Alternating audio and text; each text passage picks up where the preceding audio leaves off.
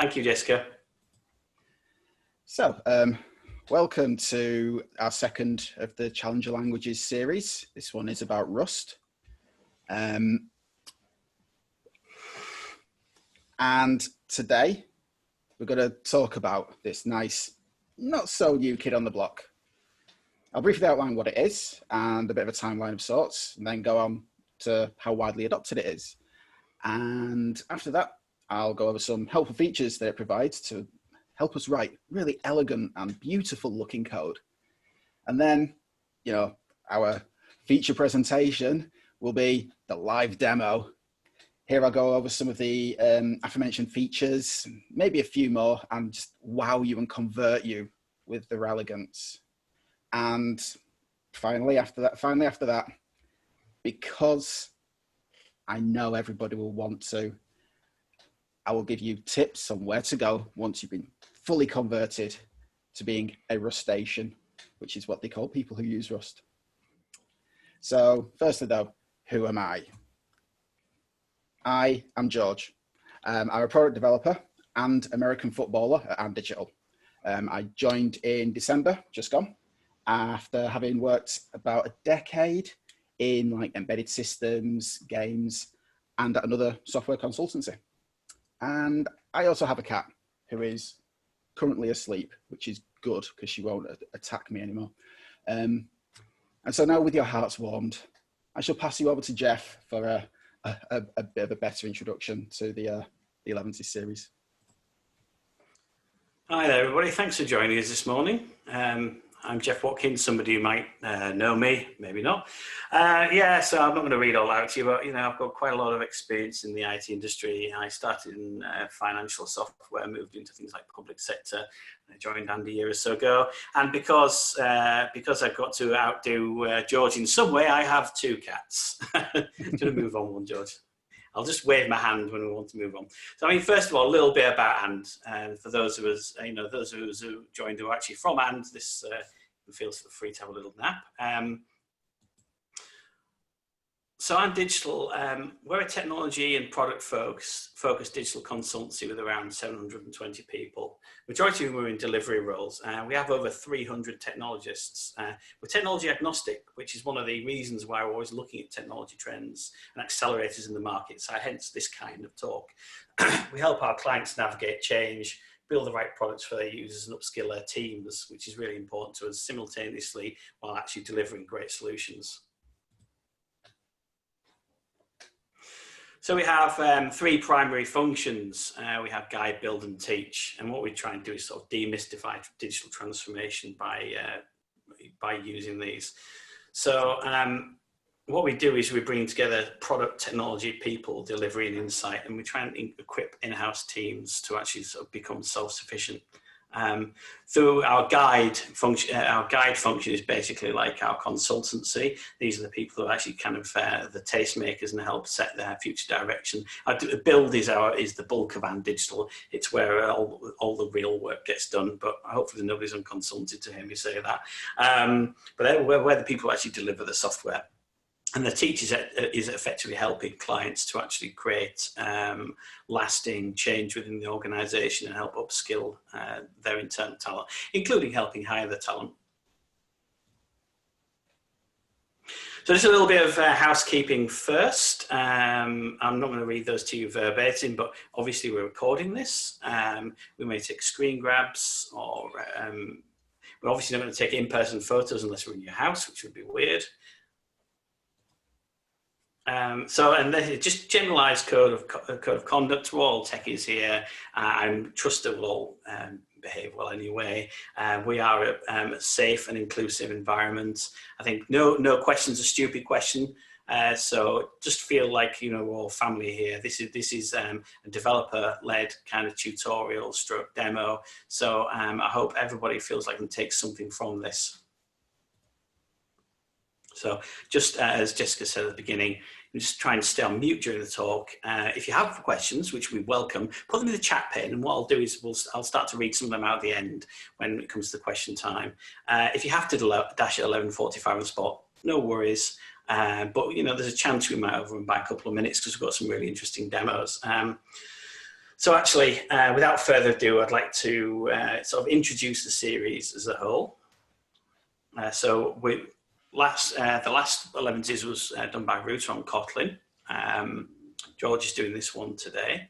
I'm doing the next one on the 6th of August on TypeScript. David Johnson's doing one on the 10th of September for Go. And then the final one, let's save the best for last, Shahid is doing Clojure on the 24th of September. Each one of them is going to have a live demo, which carries an inherent risk because never work with animals, children, or live code. But anyway, why are we even discussing challenger languages? What is a challenger language?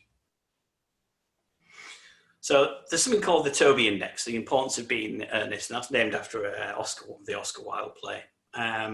It's an aggregation of searches and questions and check-ins on various platforms, and basically looks at the kind of most popular languages. What's very interesting there is C is at number 1, and that's mainly, I think, because if in the embedded field they have to write a lot of code to do very little. So this actually this is skewed slightly. There are other indexes. There's RedMonk and there's Pipl, but as you can see there, Java, Python, C++, and JavaScript are in the top there. So that's also why, you think when you're doing a languages series, why not cover Python? Python's great, and it is great, but it's number 3, it's hardly a challenger anymore. It's definitely incredibly well entrenched now. So none of our challenge languages are in the top 10, but why were they chosen for today's talk then? So there's a big gap between what we're doing, what we're actually delivering, and what we love and what we want.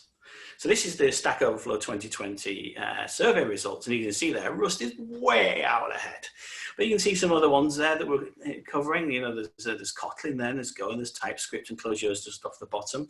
And actually, of all the most loved, really the ones that are there, really up at the top. Python. Python is sort of most loved and most used. That is an interesting intersection between the two. In reality, I think TypeScript might come along onto this, onto the most used soon, because it's seen quite a meteoric rise. So just want to move on. So what's also interesting to see our most dreaded, and yeah, you can probably see why. Some of those are in there. Notice that Java makes the cut, even though it's one of our most used languages. It's also one of our most dreaded languages. C# actually just comes in just off the. I think it's like number 11th or something on number 12th. So actually, what I can kind of take from this is actually we're using a lot of languages you don't necessarily like very much. But why so? Why do we have so many choices? Why don't we just use one language? Why don't we just use one solution? Well, if you're in programming, you probably know the answer to this already. It's because there's a number of different applications. Sometimes you want to go architecture specific and go for a compiled language like C or C++. Go and Rust fit in there. You might want to go for something that's quick and dirty and interpreted. So, Basic and Lisp and VBA and things like that. And just sort of JavaScript kind of traditionally, I know it's kind of pseudo compiled on the runtime now, but it certainly doesn't require a separate compile step. It kind of gets done for you. Then there's the kind of the interesting sort of halfway house, the ones where you write once, run many, where you do a sort of a mid-step compilation into an intermediate language, or bytecode as it's called in Java. So you've got kind of 2 broad camps there, the JVM-based ones and the CLR-based. Notice that Kotlin and Clojure sit on both of those. So it really does depend on whether or not you want to run on a targeted architecture, or whether or not you're kind of, which could give you some good performance gains, or whether or not you're kind of happy with write once, run many. And nowadays, a lot of these runtimes are so optimized that actually the difference is kind of quite small. There's also this other thing of traditionally between garbage collected, as in timed or memory space collection like a JVM or CLR based thing, or kind of manually memory managed, or actually in time garbage collection, which Rust uses compile time collection, which George will explain later on.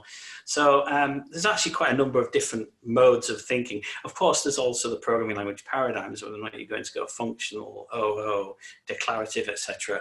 So there's, I think having more than one language, better tool belt is incredibly helpful. And I don't think we'll ever have one language that just does everything, and it's, when all you've got is a hammer, everything starts a bit like a nail, which is not necessarily appropriate. So I think I'm done with my waffling now. I'd like to let George continue. Thank you, George. Thank you very much. Hello again. I hope you're all sitting comfortably because I'm about to begin. So first off, what is Rust, and what's it about? So our story begins in 2006 from a personal project which was written in OCaml by Graydon Hoare, an employee at Mozilla Research, who named the language after a family of fungi, and not, as we'd expect, the oxide of a ferrous metal. No idea why though. And with that, Mozilla started to sponsor the project. So in 2009, the sponsorship began. And by 2011, the first Rust compiler actually compiled itself. So in like compilation circles, that is the big thing. Because once your compiler can compile itself, you've proven that the compiler is a good compiler. I'm going to get sick of saying compiler soon, I know it. So this prompted its first numbered pre-alpha release in January of 2012. And then 3 years later, in May 2015, the first stable version of Rust, version 1.0, was released. That was a really bad fanfare, sorry. And since then, every 6 weeks, a new minor version is delivered to the public. Most recent being 1.45.0, which was released last Friday with a massive bug fix for, what was it? Unsound code or something like that. So how well adopted is Rust? And, what would you use it for? Well, it can be used by it can be used for pretty much anything. We've got things like CLI tools, a new application called Exa, which is touted to be a modern replacement for LS, which will give you information about a directory such as version control data, things that LS doesn't give you, written completely in Rust, and is rumored to be being released in a number of the next releases of quite a few Linux distributions. We've got Dino, which is a secure runtime for JavaScript and TypeScript, which uses Rust, which uses Rust as its basis. It was built in Rust, and if you can see, Dino is an anagram of Node because Dino was written by the person who invented Node. Bit of trivia for you there. It has a really good web framework named Rocket, and Rocket uses the Rust traits, macros, type safety, and creates very elegant looking web services compiled down to very performant speeds. And with the recent release of the new version of Rust, this has gotten even better because it's some of the workarounds which were present are now being unworked around. It wouldn't be a Mozilla technology based talk without mentioning more Mozilla technologies. Firefox, being Mozilla's most famous beast, has a number of components which are currently written in Rust, including parts of the Gecko rendering engine, which has seen a lot of bloat cut out from moving away from C++ to Rust. It can be used for blockchain. I mean, what can't? But Facebook's Libra, which I was not aware was even a thing before I wrote this talk, is a fiat currency-backed blockchain cryptocurrency written totally in Rust. And finally, it's not a technology talk without mentioning Google. Google has been developing a new operating system called Fuchsia, which is a riff on the codenames for iOS and the iPhone from back in the day, where one was pink, the other was purple. And so mixing them together, you get Fuchsia. And Google have written quite a number of components for this operating system in Rust, as well as Dart and other languages, but we don't really care about them. So what can Rust give us? Well, why should we adopt it? Well, in the dark days before 1972, programming languages were horrible. And then the Don himself, Dennis Ritchie, invented C. And that everybody loved, and it became one of the most widely used programming languages ever. And I will fight anybody who says otherwise. But as a language, it's remained largely unchanged over its 48-year lifespan. Unfortunately, programming paradigms, methodologies, and security and safety attitudes throughout the industry have evolved, and a heck of a lot more quickly than C has. So many of these evolved ways of thinking have found themselves baked into the Rust language spec. And here, as you can see, are but a few of the cool features that Rust has. So Rust has static type analysis built into the compiler. I mean, it's built upon LLVM after all, and we get that for free. And with that, we get such features as immutability by default. Yeah. If we want anything to be mutated, and a lot of programming errors come from things being mutated that we weren't expecting, we have to explicitly say that a value is going to be mutated in some way. We have type inference. Woohoo! If like me, you're regularly undecided about what type of variable should be, why get into that decision fatigue and just let the compiler do the work for you? It's what it's there for. And it also has object orientation in the form of traits, structures, and implementations. A nice trifecta there. So traits are akin to interfaces, which provide polymorphism and inheritance. Structures define the fields of an object, and implementations, well, are the implementations of the methods for that object.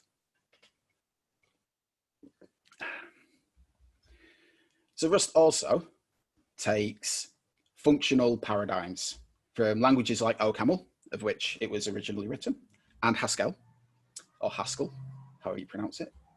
And they provide it to us in a nice imperative way without having to learn reams of lambda calculus. So in Rust, nearly everything is an expression. We still do get statements, and those are signified with a little semicolon afterwards. But having every item can potentially be an expression. We can get rid of things like ternary operators, and the question mark and the colon, and forgetting where they are or missing them in our code, and literally use an if statement in a variable assignment. It looks so much nicer. We can use pattern matching, which is like the switching case's stronger, more buff cousin. And it brings more dynamic uses of sorting through, branching on different variables, having guard conditions, and things that switch and case really, really don't like their cousin for. But one of the big things that Rust does is it does away with the null value. Tony Hoare and his invention of that has cost the industry billions. He readily admits this. But because Rust doesn't allow null, what if something actually could return a null? Yeah. But then we use the option type, which is another functional nicety where everything is a value. It's either a non-value, which is still a value and not a null value. It's confusing, I know. Or it's some value of a thing. Oh, that was a really bad explanation. Ah, well. Rust has this great way of compile time reference safety. So during the compile time, Rust will check to make sure that references are managed deterministically, and those which are, those where it cannot work out what to do with a reference in any respect, will throw will throw some errors. So it has this concept of ownership. References can only be owned by one scope at a time, and a lot of functions need to do something called borrowing in order to work on these references. And as Jeff mentioned earlier, Rust does not have garbage collection. Much like C and C++, when a variable is out of scope, it can be deallocated safely. And coupled with the ownership model it has, there is amazing protection against memory leaks, and memory leaks are bad. And finally, from a purely like laziness point of view, it has a first-class package manager. And then that's both in terms of it being part of the tool chain and being there straight away, and in terms of it being quite good. And that's something you don't get with like a language like C or Java or C#. Nobody mentioned NuGet, it's CAC. And so this is the point you've all been waiting for. I can hear it in the silence. It's the live demo time. Woohoo! Let's watch George do things. Cool. So the demos are all going to be on the Rust Playground. Rust Playground is a brilliant little tool which allows you to play around with Rust, believe it or not. So what live demo would be worth its salt without the classic hello world, And if we're going to try and convert you all to the beauty and the amazing use of Rust, I might as well start with like how Kernighan and Ritchie did it to everybody else back in the 80s. So, oh, no, click, that's better. So, functions are all defined using FN. Like most programming languages, you will also put in parameters within the parentheses there, and you would have a return type using an arrow and the return type, for example.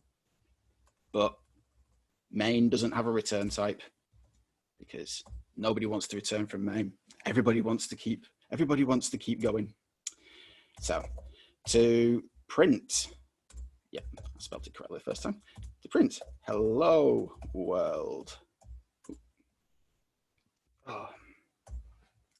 This is our hello world, and to show you that I'm not cheating, boom! Rust is saying hello. You are all wowed and amazed and converted now. I can feel it. So you notice here we've got an exclamation mark after the println statement. This shows that it's a macro.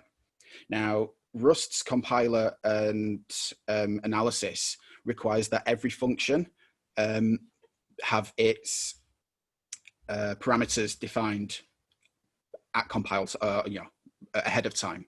So this means that it doesn't actually have support for variadic functions. This is where macros come in. So the macro here, println, will create a global function, which is a print function with a single string input, and that can be used anywhere in the application once it's been done. So next, you remember how I said that ternary operations would be a thing of the past. Behold, we shall now Fizz Buzz. Woo! Yay! So, iteration over numbers is done with for and in. And you'll notice that there's no parentheses around around most of the things I'm going to type. And that's because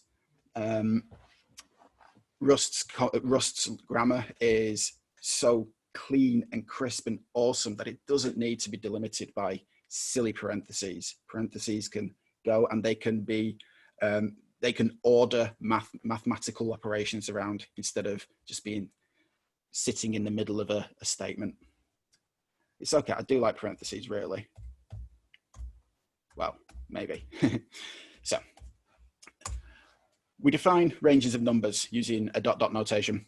An equals, nope, that's the one. An equals means that we want the range to be inclusive of that number. Usually ranges are exclusive. We're going to create our thing now. And here is where our, here's where our ternary operation is going to be written in a really nice and clean way. So if n is, if n mod 15 is 0, so if it's divisible by 15, we're going to write Fizz Buzz. I wouldn't be surprised if there's a hell of a lot more efficient way of doing this, but I've got to fill the time somehow. So, so if we then check to see if n is divisible by 3, we'll do, I'm going to copy and paste this, be a lot quicker.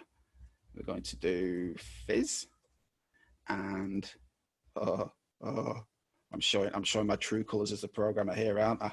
Copy pasting. What is this? Yeah. So if n is divisible by 5, we'll do buzz. Otherwise, we'll just turn n into a string. So we'll notice here that there's no semicolons after these values. This is to say that we want this if block to give us the results of this and not perform an action. And now we've done that, I'm going to do, no, I need that inside the loop. Oh, I nearly did something wrong then. I recovered. Print ln, and so this println is going to create a small function which takes 2 parameters, one being the string and one being being another string. Whew. Again, nearly got that wrong. Whew. I'd have to give him a programmer card. And if we run this, yes, it works. Whew. 2 out of 5 down. 40% of the way, 40% of the way there, baby, 40% of the way there. So there we go. We've got Fizz Buzz and it's working, and I will not hear anybody say any different. And so now for my next trick. Boom. I'm going to show you, I shall create a Fibonacci generator using pattern matching before your very eyes. Ooh, be wowed at like how awesome my ability of typing things from memory is. So as I mentioned before, functions can take the parameters and a return type. So we're going to match n against some numbers. So if it's 0, I'm going to return 0. If it's a 1, I'm going to return 1. If it's any other number where that number is greater than 1, we're going to return fib m minus 1 plus fib m minus 2, so that it keeps on doing the Fibonacci thing. And if we get if for whatever reason we decide that we're going to throw in a negative number, we're going to panic, which is just like throwing an exception. And if anybody can guess where I'm going with this, you're probably quite right. So if we take a number and say, let's get the let's get the 15th Fibonacci number.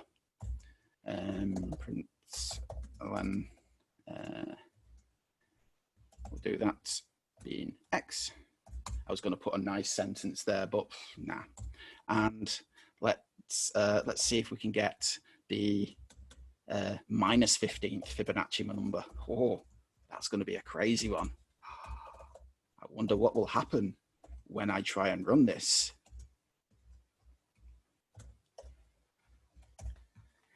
If anybody can guess, again, like I say, you're probably right. I'll run this and boom, look, we panicked at the disco. Yeah, I've been planning that all day. Okay. So, two more to do, and then we can go on to the last slide and questions, and then you can all go and get your coffees and cake or whatever you do, you strange programmers. So for these last two, just forgive the copy pasting because my words per minute do kind of suffer when people are watching me type, and I'm pretty sure that you've all been watching me type, obviously enthralled by my prowess. Yeah, the silence says it all. So first off, I'm going to show you object orientation. So here is a nice little thing where I'm going to get a circle and I'm going to print out things about the circle. But wait, I haven't even defined the circle yet. It's like, okay, I'm getting there. Look, I have a circle and it has a radius of f64, but that's not going to do. What will that do? Let's see. Shut up with the unused imports. What? Oh, right. Yeah. Well, this is what happens when you go off script. So we have a structure, which is the circle, it has the radius. And what if I wanted to get a circumference as well? Well, we would use our implementation to add the circumference method to our circle. Look, we have a reference to ourselves, and we're going to return a floating point number, which is, as we all know, the circumference of a circle, 2 pi r. Yeah. See, my maths is still good, despite what I tell myself. So what if I wanted to have this saying, okay, well, I know I'm going to be using a lot of shapes one day, and every shape has an area. Let's create a shape interface, and we do that using our trait. And in this, it will take, we just defining the function signature being area, and the area will be the object which we have, and it will return, again, a floating point number to signify the area. But how do we actually implement that, that trait on the circle? Well, Rust has a really nice way of doing that by saying we want to implement shape for circle. Oh, see, just look at the beauty of that. And here, again, we're going to create the area of being pi r squared. Yeah. And now, if you notice here, it was saying, oh, we don't have any default formatter. What Rust allows us to do as well is to take standard traits from things like display or from debug modules and libraries and implement them so that we can have a two-string style of thing. So here we're saying, like, if we wanted to use the empty curly brackets in a print line, we have to define a format, the format method for the display trait. And with the power and magic of the internet, Ta-da! I got the, again, I got the numbers the wrong way around. Oh, so yeah, this is the area, not the circumference, like that. And I'll run it again just so it, so it does look like that. I know what I'm doing. There you go. That's objects, best things in the world. And so finally, last but by no means least, we have a demonstration of the best developer practice ever. And developers who do not do this should hang their heads in shame. Testing. Unit tests are built into the language as a first-class citizen. So again, I'm going to do some copy pasta. We have here our add and subtract functions. Now, as you'll see, we have a bit of an error here where this should be a minus b, because that's how I want to use it. But we don't know that yet. We think everything's great. And now we're going to create a test case, or a few test cases. Again, copy pasted. So tests generally stay in their own module, which is defined by this mod keyword. And the use keyword here, where it's like using superstar, allows us to use the scope outside of this module. We tell the compiler that we are creating tests by setting the configuration flag of test, and we annotate each test with, well, the test annotation. Hey, and as you can see, the Rust playground has very handily changed it so that it will run the tests for us. And as I click test, we all know what's going to happen. Oh, it failed. Testing subtract failed. No, I must fix that. And so I will. A minus B. Test again. Ta-da! I am the best developer, for my tests have passed. And so this concludes the live demo. I'll just imagine the standing ovation that you're all giving me for the total success this has been. And so finally, now that you are all converted to the amazing elegance and terrific features of Rust, where should you go from here? Well, as I said, the demos were all done on the Rust playground. Brilliant piece of kit. Everything gets saved as a gist, so you can link to the gists and show everybody your brilliant Rustation skills. I used it because I couldn't really decide which IDE to use, and I have really bad color schemes for VS Code, and I didn't want to make you all feel sick.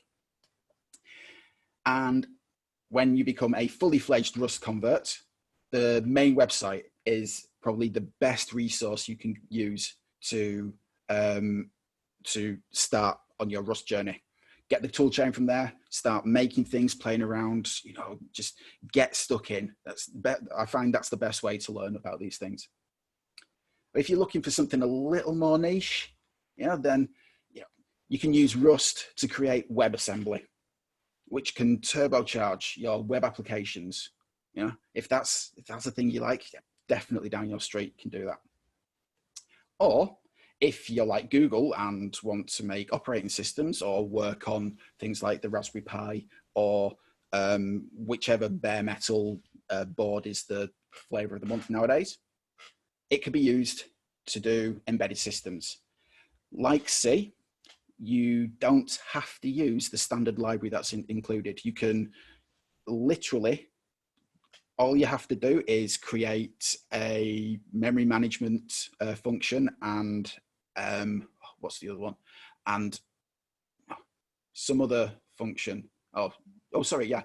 You only have to have your entry function and a memory management function, and you're off. You can do embedded. You can do embedded stuff, and you have all the memory protections and borrowing mechanics and everything that C doesn't have. I mean, I am a big fan of C, but I tell you something, Rust has what it takes to kick it off that throne. Thank you very much. Thank you, George. That was wonderful. We've got a couple of questions in the chat. Jonathan said, would it be bad practice normally to have multiple input blocks for the same object, i.e. circle, or is that normal? Multiple input, well... Implementation blocks. Yes, sorry, input. It depends, really. I mean, there's nothing to say that you can't. All the input blocks tend to get merged into one. For the sake of, for the sake of readability, I would keep them all. I'd keep as many of your input blocks together as possible. If you're making implementations for other traits, it's not like you can do that. You have to do those separately. But if you had a number of different functions you wanted to be on the circle, for example, it's best practice to keep them together like you would with any other kind of class, unless you're a C# person, because you can do partial stuff and yeah. Okay. The other one is, does Rust have support for lambdas and anonymous functions? Yes. I would have demonstrated that, but the demonstration that I had was kind of poor, and it took a long time. It has lambdas and anonymous functions, or they're known as closures in Rust parlance, which So does it treat them as first-class citizens? Mm-hmm. Right, cool. Okay. Yeah, you can use them as like curried functions. Cool. You can do a kind of currying with them. You can use them with higher order components. The borrow mechanics and the usage is the same as a regular function, but they look really nice because like 2 bars and then your function body. I really wish I'd shown that to people now. Ah, well. You advanced all the questions then. Here we go. How much do you use unsafe in your projects? Well, I don't. I tend to, I tend to try and keep as safe as possible. The only time I'd use unsafe is for things in the embedded space. It gives us, it allows us that little extra bit of control that we can't really get around at the moment. So yeah, my own personal projects, I try and keep as safe as possible. I don't even use the nightly builds unless I'm like feeling masochistic and trying to do something in WebAssembly. But yeah. That was from David. Apologies if I pronounced your name wrong there. Anybody else? You can come off mute now. I don't know if you're allowed to come off mute. I'm sure you are allowed to unmute. If there's anything else you'd like to say or ask any questions, well, I've got the last couple of minutes.